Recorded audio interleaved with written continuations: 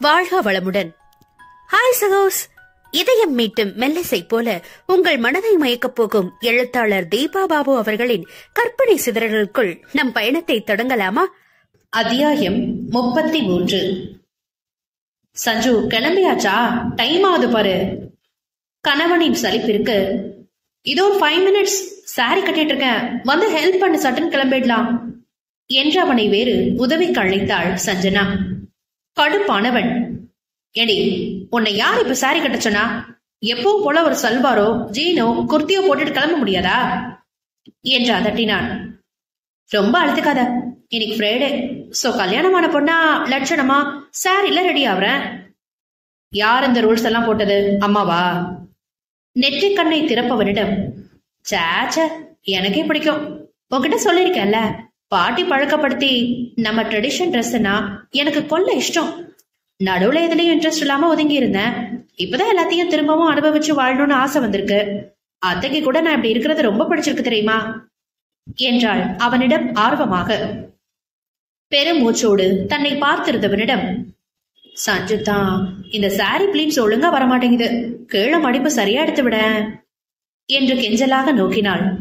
பல்லை கடித்தவன், இதுக்கெல்லாம் தான் இப்போ ப்ரீ பிளீட்டிங் என்னென்னவோ வசதியெல்லாம் இருக்குதே, அப்படி செய்ய வேண்டியதானே, எதுக்கு என்ன தொல்லை பண்ற என்று கடித்தபடி அவள் காலடியில் ஒற்றை காலை மடித்து அமர்ந்தான். அதெல்லாம் பொண்டாட்டி மேல ஆசை இல்லாத புருஷன் வச்சிருக்கவங்க தான் அப்படியெல்லாம் தனக்கு தானே வேலை செஞ்சுக்கணும். எனக்கு என்ன, என் மேல மலையளவு லவ் வச்சிருக்க புருஷன் இருக்கா, எனக்காக எதுவும் செய்வான்.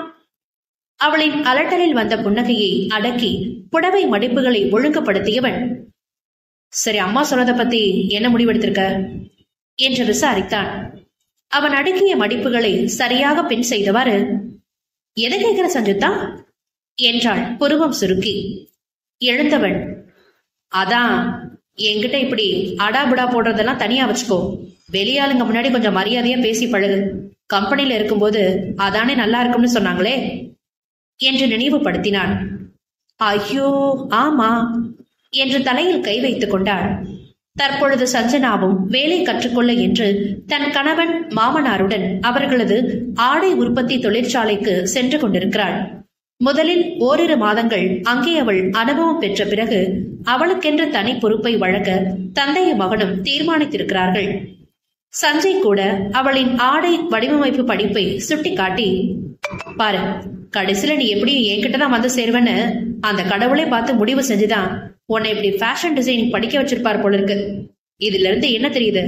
லைஃப்ல நாம செய்யற எந்த ஒரு நல்ல விஷயமும் வேஸ்ட் கிடையாது, என்னைக்காவது எதுக்காவது நமக்கு பயன்படும் என்று அமர்த்தலாக கேலியாக கூறியிருந்தான். அத்தை சொன்னது ரொம்ப சரி சஞ்சுதான். அஸ் அ வைஃபாவும் மரியாதையை நான் சரியா காப்பாத்தணும்ல. மத்தவங்க முன்னாடி நான் அப்படி கூப்பிட்டா நம்மோட காதல் நெருக்கம் அதுன்னு புரியாதவங்க உன்னை அண்டர் எஸ்டிமேட் செய்யவும் சான்சஸ் இருக்கு. கண்டிப்பா இதை நான் மாத்திதான் ஆகணும். சரி சரி, உடனே சீரியஸ் ஆகாத, பாத்துக்கலாம் வா என்று அவள் தோள் மீது கை போட்டு அருகில் இழுத்தான். என்ன சிந்தனையோடு தலையசைத்து, நீயும் கொஞ்சம் அப்பப்போ என்ன கண்ணால கண்ட்ரோல் பண்ணி ட்ரெயின் பண்ண, எனக்கு கொஞ்சம் ஈஸியா இருக்கும் என்று அவனை பாவமாக பார்த்தாள்.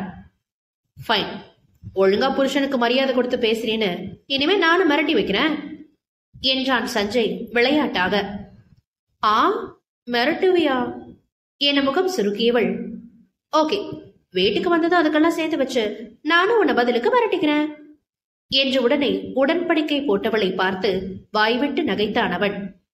பயங்கரமான ஆளுதானே என்று கிரக்கமாக முனகியவாறு அவள் இதழ்களை நெருங்க முயன்றவனை அவசரமாக தடுத்தாள் பெண். சஞ்சு சஞ்சு, ஆபீஸ்க்கு கிளம்பியிருக்க, நீ வேற சும்மாரு என விலகியவள், இந்த சாரியில எப்படி இருக்கேன்னு சொல்லவே இல்லையே நீ, சிம்லால நானும் அத்தையும் போய் வாங்கணும் என்ற ஆவலாக அவன் முகம் நோக்கினாள். உனக்கென்னடி என் அழகு ரோஜா பூச்செண்டு என்ற பெண்ணின் கண்ணம் பற்றி கொஞ்சி அங்கேயே தன் உதடுகளை அழுந்த ஒற்றி எடுத்தான். பாரு, உன்னை தொடாதன்னு சொன்னல என்று சினிகளுடன் விலகி தள்ளியவளின் நெற்றியில் முட்டி, அதனாலதான் உன் லிப்ப டச் பண்ணலனா, அங்கன்னா என் கண்ட்ரோல மீறி உன்னை கொசக்கிடுவேன் என்று கண் சிமிட்டினான். சி, அசிங்கமா பேசாத, வா கிளம்பலாம் என்று தன்னுள் பூக்கும் வெட்கத்தை மறைக்க அவன் கரம் பற்றி இழுத்தபடி வேகமாக வெளியே நடந்தாள். அன்று காலை வழக்கமான நேரத்தில் உறக்கம் கலைய திரும்பி படுத்த சஞ்சய் மனைவியின் நினைவு வரவும் அவளின் அருகாமை வேண்டி கரத்தினை நீட்டினான். அவனை ஏமாற்றாமல் கைக்கு கிடைத்தவளை நெருங்கி இறுக்கிக் கொண்டவன் இமைகளை திறவாமலே அவளின் பின்னங்கழுத்தில் அழுந்த முகம் புதைத்துக் கொள்ள அவளிடமிருந்து மெல்லிய விசும்பல் ஒலி எழுந்தது. திடுக்கிட்டவன் படக்கென்று விழிகளை திறந்து, சஞ்சு, அழறியான என்று விரைந்து எழுந்து அவள் முகம் பார்க்க முயன்றான். முகத்தை மூடியிருந்த அவளின் கரத்தை விலக்கி விட்டவாறே திகைப்புடன் வினவியவனுக்கு ஒத்துழைக்க மறுத்து அவள் பிடிவாதமாக தலையணையோடு அழுந்தி தன்னை மறைத்துக் கொள்ள பார்த்தாள். என்னடாமாச்சு, இவ்ளோ காலையில எதுக்கு இப்படி அழுதுட்டு இருக்க என்று பெண்ணை இழுத்து தன் மடியில் போட்டான். வேகமாக அவன் இடையை கட்டி கொண்டவள் அவனுடைய வயிற்றோடு புதைந்து இன்னமும் தான் விசும்பி அழுதாள். என்னாச்சு அவளுக்கு? நைட்டு தூங்கும்போது கூட நல்லாதானே இருந்தா என குழம்பினான். சஞ்சு, இப்ப எதுக்கு இந்த அழுக என்ற இம்முறை லேசாக அதட்டினான். நான் பீரியட் ஆயிட்டேன் அவள் தேம்பியபடி கூற, அதனால என்ன, ஸ்டொமக் பெயின் எதுவும் இருக்குமோ என யோசனையானான். ஏண்டா அம்லு, ரொம்ப ஸ்டொமக் பெயினா இருக்கா? ஹாஸ்பிட்டல் போலாமா? இதுக்கு எதுக்குமா அழற? என்னை எழுப்பி விட்டிருக்கலாம் தானே? கணவன் கரிசனமாக பேசவும் பொங்கிய அழுகையை அடக்கி, அதெல்லாம் ஒண்ணும் இல்ல, ஓகே என்றாள் சிறு கேவலுடன். சரி, அப்புறம் ஏன் என் அழுக தங்கத்துக்கு இவ்வளவு அழுக வருது? இந்த மாதிரி டைம்ல டிப்ரெஷன் வரும்னு சொல்லுவாங்களே, ஏதாவது மூடு ஸ்விங்ஸ் இருக்காடா? வெளியே கார்டனுக்கு போலாமா? இல்ல ஏதோ குட்டி டிரைவ் மாதிரி பீச் வர கார்ல போயிட்டு வரலாமா? மனைவியின் கூந்தலை மென்மையாக கோதி கொடுத்தபடி இன்னமும் பொறுமையாக அவளின் சௌகரியம் குறித்து அவன் கேட்க மெல்ல நிதானத்திற்கு வந்திருந்தவள் திரும்பி கணவனின் முகம் பார்த்தாள். அத்தனை நேர அழுகையில் சிவந்திருந்த முகத்தை கண்டு வருந்தியவன், உனக்கு எதுவும் கஷ்டமா இருந்தா என்கிட்ட ஷேர் பண்ணாம இப்படிதான் அழுது வைப்பியா என்று அவளிடம் அதிருப்தியாக கேட்டான். இல்ல சஞ்சு என்று அவன் கையை எடுத்து தன் கன்னத்தோடு அழுத்தியவள் உதடு பிதுங்க அவனை நோக்கினாள். அவளையே இமைக்காது பார்த்து வைத்தவன், சொல்லு, என்ன பிரச்சனை என்று மீண்டும் விசாரித்தான். கண்ணில் நீரை தேக்கி, நான் பேபி எக்ஸ்பெக்ட் பண்ண என்றாள் பரிதாபமாக. வாட் என அதிர்ந்தவன் வாயிலிருந்து கண்டபடி வெளிவரத் துடித்த வார்த்தைகளை சிரமப்பட்டு விழுங்கி கண்களையும் ஒருமுறை அழுந்த மூடி திறந்தான். பெண் அவனையே பாவமாக பார்த்து வைக்க, இல்ல புரியாம தான் கேக்குறேன், இங்க நீ பைத்தியமா இல்ல என்ன பைத்தியமாக ட்ரை பண்ணிட்டு இருக்கியா என்று கடுப்பாக வினவினான். அவன் சொல்லில் என நெற்றியை சுருக்கியவள், என்ன செஞ்சு என்றாள் புரியாமல். எடி, என் வாயில நல்லா வருது, ஏதாவது சொல்லிட போறேன். அறிவில இப்படி அடி காலையில மனுஷனை டென்ஷன் பண்ணுவ? கல்யாணமாகி 1 மாசம் கூட முழுசா முடியல, அதுக்குள்ள குழந்தை வரலன்னு வாட்டர் டேங்க திறந்து விட்டுட்டு இருக்க, இவ்வளவு கடுப்பாவது எனக்கு என படபடவென்று பொறித்தவாறு பெண்ணங்கழுத்தை அழுந்த தடவி தன்னை நிதானிக்க முயன்றான். ஏன் இப்படி திட்டுற? நான் எவ்வளோ அப்செட்ல இருக்கேன் தெரியுமா?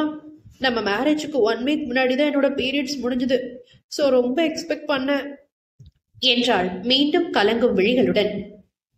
சஞ்சு சஞ்சு என சலித்தவன் அவளை தூக்கி தன் நெஞ்சில் சாய்த்து, கொஞ்சம் பிராக்டிக்கலா இருடா, ஒண்ணுமே இல்லாத விஷயத்துக்கு போய் இவ்வளோ ரியாக்ட் பண்ற என்றவள் நெற்றியில் முட்டினான். என்ன என்று கோபமாக அவனிடமிருந்து விலகியவள், இது உனக்கு ஒண்ணும் இல்லாத விஷயமா?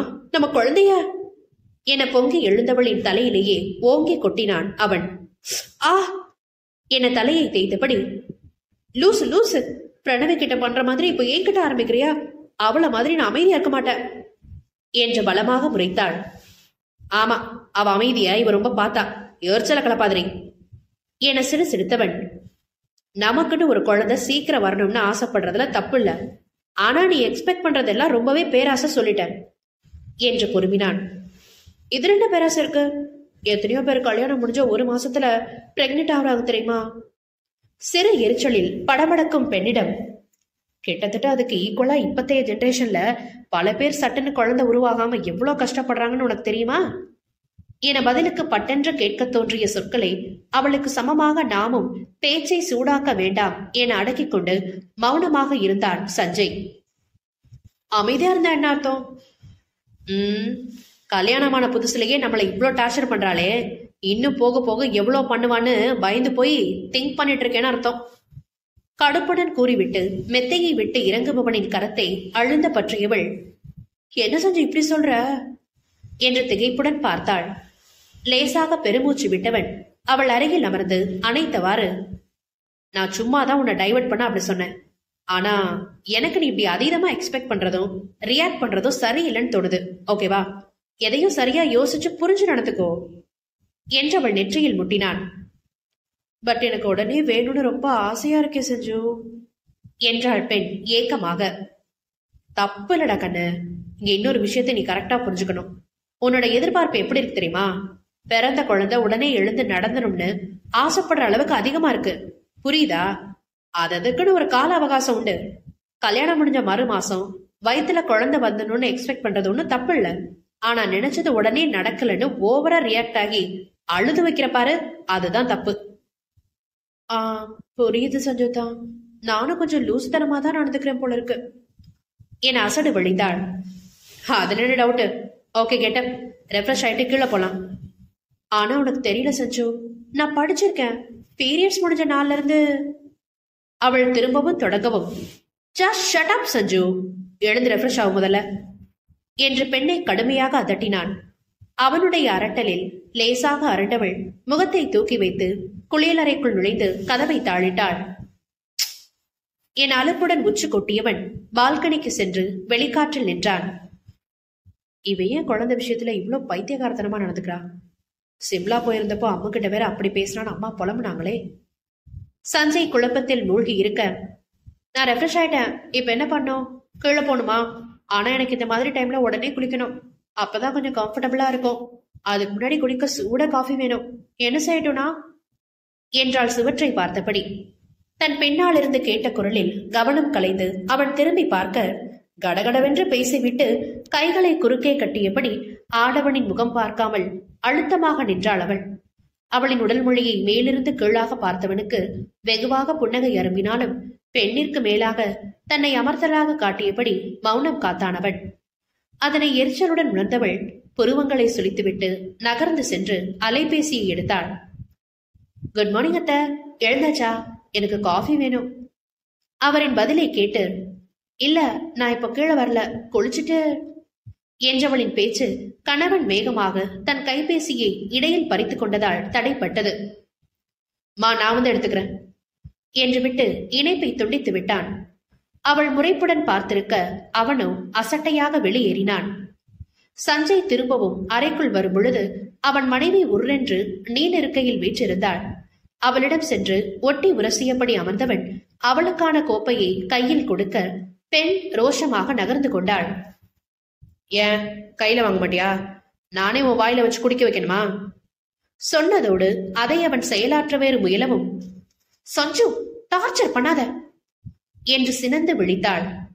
அப்ப கையில வாங்கு என்றதும் முகத்தை சுளித்தபடி பிடுங்கியவளின் அருகில் சரித்து கன்னத்தில் முத்தம் பதித்து, ஓகே கூலாகிடுச்செல்லும் என்று கொஞ்சினான். திட்டுதெல்லாம் திட்டு இப்ப என்ன கொஞ்சிற என்றாள் நாசி விடைக்க. ஆமா, அளவுக்கு அதிகமான கற்பனையில ஓவரா அப்செட் ஆகிற பொண்டாட்டிய திட்டுறதுக்கு எவ்வளவு உரிமை இருக்கோ அதே அளவு அவளை கொஞ்சமும் ஆஸ் அ ஹஸ்பண்டா எனக்கு ஃபுல் ரைட்ஸ் இருக்கு. ஓ நினப்பு படி ஆடுறதுக்கு நான் ஆள் கிடையாது என கையில் இருக்கும் சூடான பானத்திற்கு நிகராக பொங்கி எழுபவளை மெல்ல மெல்ல தாஜா செய்து மலை இறக்கினான் கணவன். நட்புகள் எல்லாரும் நம்ம சேனலை மறக்காம சப்ஸ்கிரைப் பண்ணுங்க, கதையை கேளுங்க, லைக் பண்ணுங்க, கமெண்ட் பண்ணுங்க, பிடிச்சவங்க ஷேர் பண்ணுங்க. நன்றி.